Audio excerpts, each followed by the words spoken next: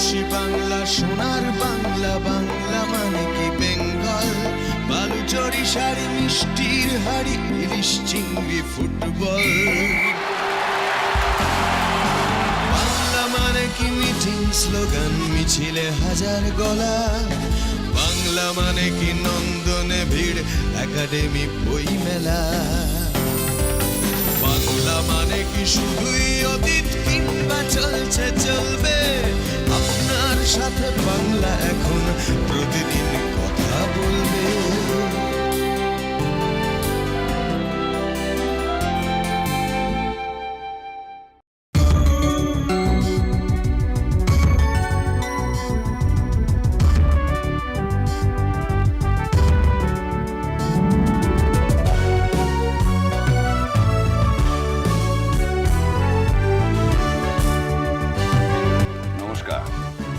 অকপটে প্রোগ্রামে আপনাদের সকলকে আমন্ত্রণ জানাচ্ছি। আজকে আমাদের অতিথি ইউনাইটেড স্টেটস অফ আমেরিকা থেকে ন্যাথানিয়েল খান এবং সুজান বেয়ার। তারা ডকুমেন্টারি ছবি অর্থাৎ তথ্যচিত্রের নির্মাতা, একজন প্রডিউসার, একজন পরিচালক। তারা দুজনে এসেছেন। এদের সঙ্গে আলাপ পরিচয় আমরা জানতে পেরেছি যে ন্যাথানিয়েল খানের পিতৃদেব হলেন বিখ্যাত স্থপতি, architect Luis B Khan.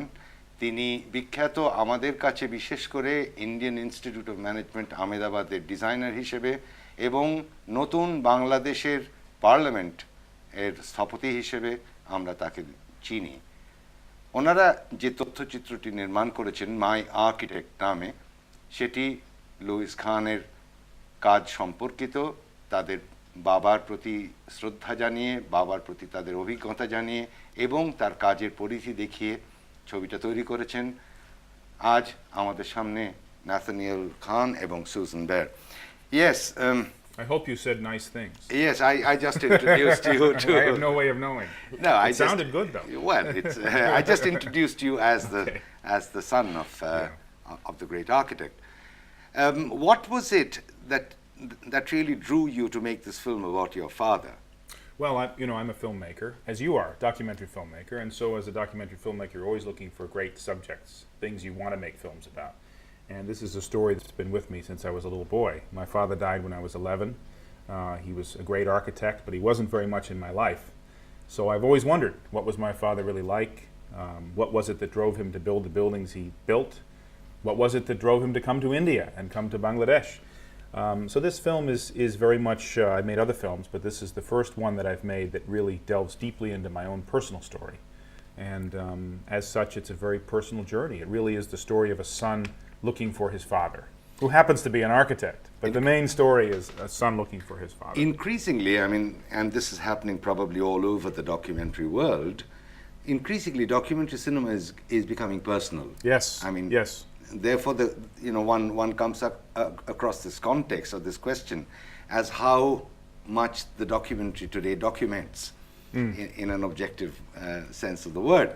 However, what do you see as the documentary doing in today and in the future as a personal form of expression? Well, I think we can both answer this question. It's a great one, and I think first of all, audiences are become a little bit tired of the same old Hollywood, Bollywood fare, right?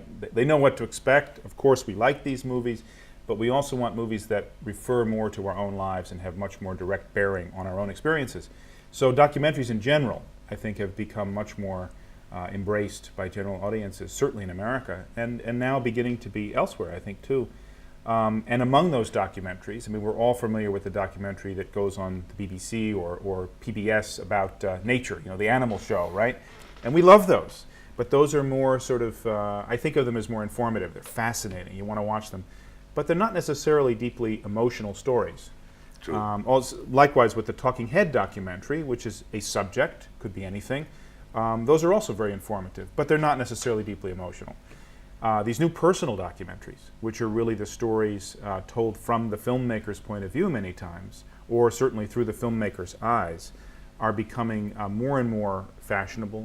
People are becoming more and more fascinated by them. And I think it's precisely because they emotionally reach out, they grab you, they don't let you go. And just like a standard feature film, a feature story film, they tell a great story. And you feel the emotional drive of these things. So. What are the kind of films that you've made before this? And if you could mention some of the subjects that you've been really dealing Sure. with. I've made several. A number of them have been the type of documentaries we're talking about nature, for PBS, which I've enjoyed very much. I've also made some short films. One of them was a film called The Room, which was a dramatic short film that won an award at the Cannes Film Festival. And then I did a lot of theater, a lot of plays as well. So, and those were stories. So, but this one sort of puts all those things together. People have talked about this film, the reviewers have talked about this film to us as being a film that really plays like a feature film. Not a documentary quite, not a feature quite, it's almost a hybrid.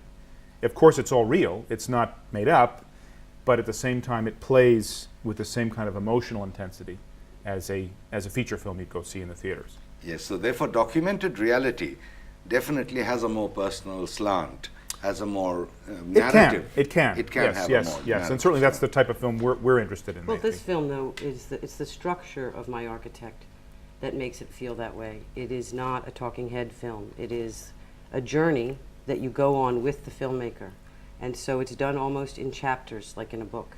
Okay. And you meet with someone, and you speak with them, and then you never see them again. You move on to the next place. It's like a biography on film, would you say? No, I would say it's a journey around the world with the son of Louis Kahn to try and get to know who is this man who is my father. We'll go to the buildings, we'll meet the people who worked with him, and the buildings are also characters. Absolutely. They very much stand out as characters. It's more like a memoir. I It's think. more like a memoir. Yeah. Okay, yeah, But it fine. moves like a journey, and so you don't keep going back and forth to it, cutting back and forth to different interviews. You don't see the same people. You see them once and then you move on. So it also captures a tremendous sense of the passage of time. What do you really discover in terms of the politics that your father stood for? The politics, oh my God, I've never been asked this question before. You see, we live in a fairly apolitical nation on a certain level. Most people are not that political. We're becoming more political because of all the stuff that's happening Yes. in our government. But the politics my father stood for, well, he was really an artist, number one. And politics, I think, were totally secondary to him. He really believed, as I think many artists believe, that their art can change the world.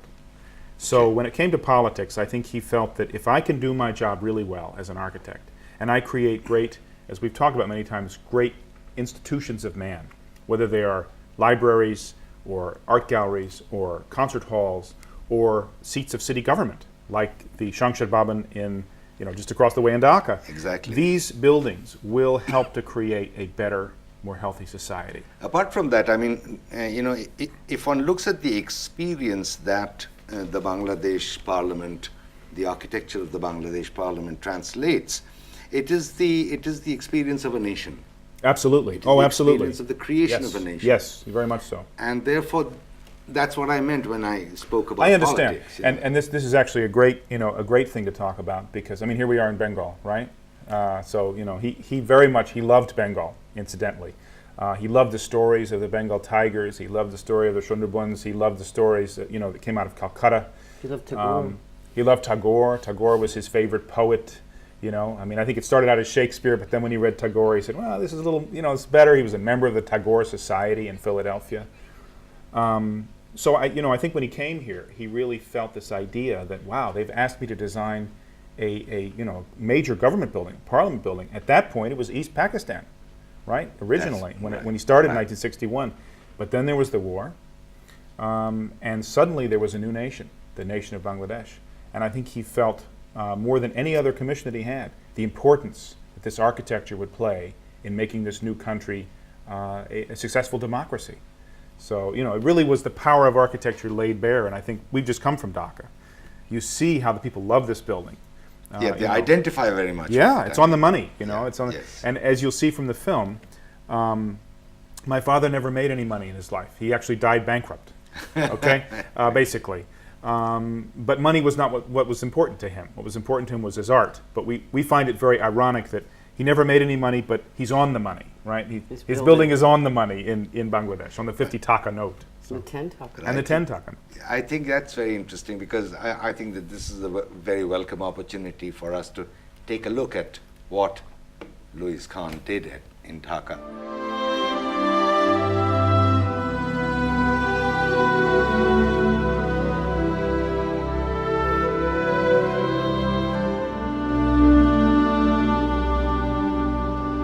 I just want to make my last remark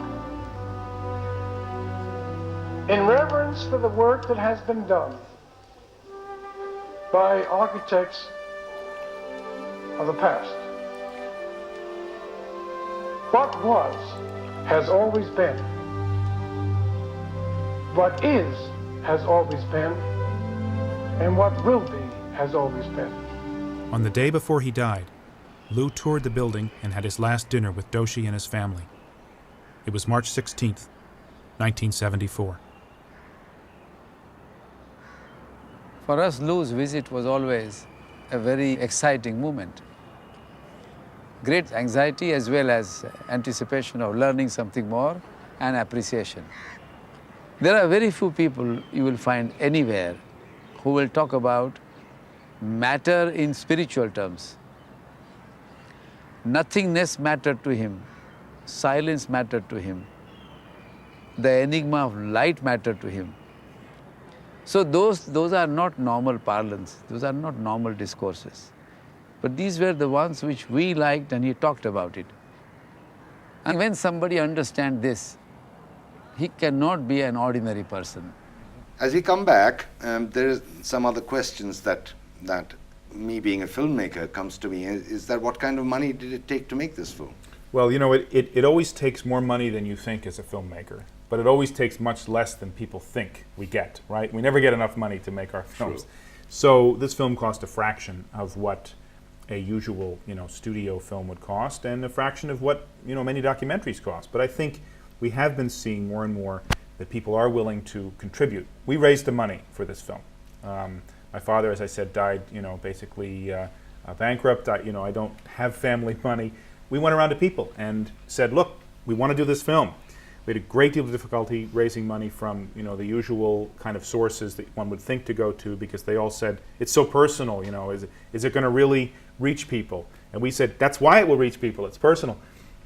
But we did find some wonderful foundations in America and some individuals who helped us. And we had in-kind. And we had in-kind contributions, Free of course. office space. Office space, things like that. But in the end, the wonderful success of the movie, it was nominated for an Oscar. It won the Directors Guild of America Award. We're now returning to the United States on the 19th of this month, are the Emmy Awards, and we're nominated for 2. Oh, very so good. we have had a wonderful success from the movie, and though neither one of us, had a salary when we made it, we feel we've gotten all those things back, in spades. As a producer, what was it that really moved you to this subject, or to the making of this film? I met with Nathaniel, and he showed me, he had filmed a couple of interviews with people, and he showed me an interview with a professor from Yale University, and I wept. It was so beautiful, just these few minutes, and he's a famous teacher and a very gifted teacher, and he obviously moved me, this professor, Vincent Scully, and I just said, I'm in, that's it. It was so good. In terms of sources for funds, where are the places that you really start looking for when you this work? type of film? Well, we went to foundations, as he mentioned. Mostly, there was a foundation in Baltimore and a couple of foundations in Philadelphia, where Louis Kahn was lived. But these foundations and the whole funding procedures, as I understand it, is exclusively for American filmmakers only. We did. It is not open to the Correct. world. I mean, Yeah. am I right? I'm not sure that all of them I are think that they must. case. We did not go to foundations that give fundings outside of the United States. Yes. Except for one, we did get some funding from a place called the Asian Cultural Oh, we did. Council, which is a wonderful foundation. The Asian? Asian Cultural Council. Okay. And they were wonderful. Helped us out early. I know that they have some great exchange programs between America and many countries in Asia. So they were interested specifically because we would be shooting in India and in Bangladesh. India and And there are absolutely Well, foundations. the State Department has exchange programs Yeah. with filmmakers. That's right. That's right. What So there are kind- people being sent from here as well, working on their films. In America? Oh yeah. Oh yes. Yes. American. There Mostly are of the American Turkish foundations. project. Yes. In fact, I'm working on a project in Turkey, which puts 6 Turkish filmmakers together and 6 American filmmakers together. We each make a 10-minute film. It all gets strung together into one thing, and then we show it in America and we show it in Istanbul. that is all being funded from America, the Turkish filmmakers and the American filmmakers. So we should work out something with Bengal. Yes, and of course. America. And I think it's also a welcome opportunity for us to take another look at the film that they've made in terms of the attitude that is translated onto film. I mean, the kind of philosophy that they're talking about for cinema, for documentary cinema. I was looking for my own name. I was his child too, his only son. I didn't know my father very well. He never married my mother, and he never lived with us. But I can still remember every detail of the few times we were together. On this afternoon, we had a picnic. He painted with watercolors, and my mother snapped these pictures. He died when I was 11.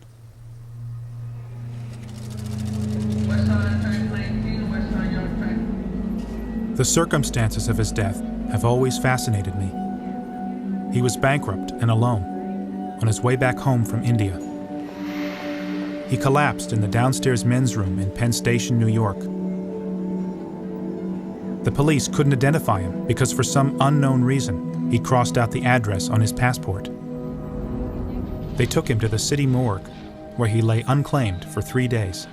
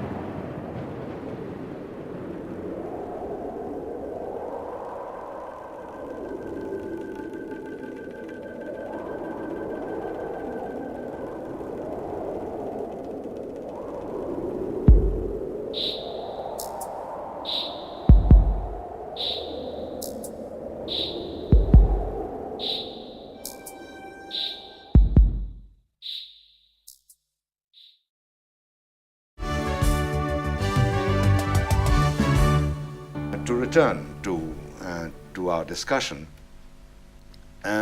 is it really hard or is it really difficult to make a personal film which is eventually about yourself? Because I take it that when you make a film about your father, you eventually, in the long run, make a film about yourself. Yes, I mean, I have to say that I'm enjoying this discussion so much because I know you're a filmmaker. And to be able to talk to another filmmaker, we spend a lot of time talking about the architecture and all that's wonderful. But in the end, I'm a filmmaker. She's a filmmaker. You're a filmmaker. And I think that these are the issues that are fundamental to us. Yes, I had to be willing to reveal myself in the film. And interestingly enough, that would be very hard to do without making a film for me. So it was sort of the process of making the film that in a way forced me to have to come to terms with some attitudes, feelings, thoughts that I had, but was perhaps a little reticent to express or discuss until the film demanded it of me. So the film itself was saying, you have to share here, okay, if this is going to work. Because there is an element of introspection involved. Absolutely. Well, also the Introspection, yeah. collaborative nature of film. It's not an isolated, solitary endeavor. And so he had a terrific editor to work with, Sabina Kreinbuhl, and myself. And so he wasn't our father, so we could come to Nathaniel and push him and say, it's wonderful that that building is so perfect, but we want to know a little more of how you feel. Let's film the building that shows the emotion. Let's let that emotion out. And partly it's because, he's very humble. He thinks to himself, people don't care what I think. This is not what it's about. So it's a little scary to put yourself out like that. I'd Yeah, I like think to go that's- back. That's true. Yeah, Yeah, no, I I was going to add one yeah, other thing to sure. that, which is kind of interesting. In going around to his buildings and meeting the people who knew him, I was not only interested in the people who liked him or the buildings that I liked. I wanted to know all sides of the man, not just, this is not, as we say, a hagiography, something that is just making the guy look great. I wanted to make something that really was about the soul of the person, and where he succeeded and where he'd failed, and also where his work, struck me as beautiful and where it struck me as not beautiful. So all of those things are in the film. It's not just, a nice puff piece about someone. But specifically, what was your Indian experience? I mean, if you could really briefly tell us. That's your great. Indian- My Indian experience. I mean, I feel like it's still unfolding. You see, because we've now come back to show the film here, thanks to the the U.S. Department of State and the American Center here and the American Center over in Dhaka. They brought us here, and actually, the State Department in Washington has a great program which brings artists and interesting people who are doing interesting things in America over here, which is terrific. So our Indian experience is still unfolding, but coming here for the first time. You see, my father died on his way home from India, so as you see in the film. So India was always a place throughout my childhood, a place of mystery. It was the place, in a sense, where I lost my father. It was the place that he would talk about, obsessively. I'd get these little postcards from him. There's some in the movie from India. These incredible pictures of this, wild place, right? And he would tell these stories about Bengal tigers. And that time in Dhaka, there were still tigers when he was building, and cobras and little villages and a scorpion on the wall. But he loved all this stuff, And he also talked about the warm-hearted people of Bengal. He was very aware that people of Bengal were very warm. He also loved his experience in Ahmedabad, where he worked with Balkrishna Doshi. The two of them were very close. And they just had a like-mindedness. So speaking first a little bit about my father's Indian experience, he felt that many of the things he could not achieve in America, he could achieve here, because there was an understanding of his spiritual search, his deep search, and also willingness to go along with his slow process, that people here said, he will come, in time, he will come to it. Rome was not built in a day. So my own experience has been one, of course, of great joy at being so embraced by the people who knew him, people like Doshi, people over in Dhaka. So emotional to meet these people. Another one, Anat Rajay, over there, who worked with my father in Ahmedabad. But also one of, just opening my eyes to a different way of living, different way of thinking. And I don't only see the problems. Of course there are problems. There are problems in our country, problems in your country. But I see, wonderful warmth, great character people here. And we have many friends. So I want to come back. Sure, and I'm sure we'll be happy to have you back. But before we wind up, there is a question that a lot of my younger filmmaker friends would like to ask you, and I'm doing it on their behalf, and that is, how and where does one look for funding? It's such a good question. You're right. Funding is very difficult, and this film took us 7 years to make. If we'd had the funding, it would have been 3 years. So literally, you look at the breakdown there. It's about 60-40. 60% of our time raising money, 40% being a filmmaker. It's frustrating. It's very, very difficult. And I do think the one thing I would say is that foundations in America are beginning to realize that through film, they can reach far broader audiences than they can through many of their other programs. They're afraid of film because films don't always get finished. But there are ways, you give to filmmakers who know what they're doing, and you can put some things in place that protect you. So I would encourage, people here need to start realizing the same thing if they don't already. I don't know enough about the scene. But individuals, can begin to give to these films because they're going to reach the world with the stories that should be told here. If a Satyajit Ray walks in your office and says, I have this wonderful film to make about a boy named Apu, don't say no. Say yes. But also, there is a library in New York, for example, that does nothing but reference all the foundations in America. So if I was here, I would get on the internet and I would start searching for foundations that do give money to people from this part of the world. We also literally would have receptions where we would show a few film clips and pass a hat and ask individuals, please give us a check. But I think this idea of the Foundation Center in New York, definitely, Susan's exactly right. Sure. Do get online and find out online through the Foundation Center in New York, or just searching Google, foundation grants, filmmakers, India. But there are foundations in America that are giving to foreign filmmakers. So I think it would be The film important, schools would be a to do good that. group to Yeah. contact too. They Yeah. might, like NYU and such. They have. We have to start a They have foundation, programs. right? We You to should a start one. foundation. Yeah, Right, great. right. Anyway, thank you very much. ধন্যবাদ।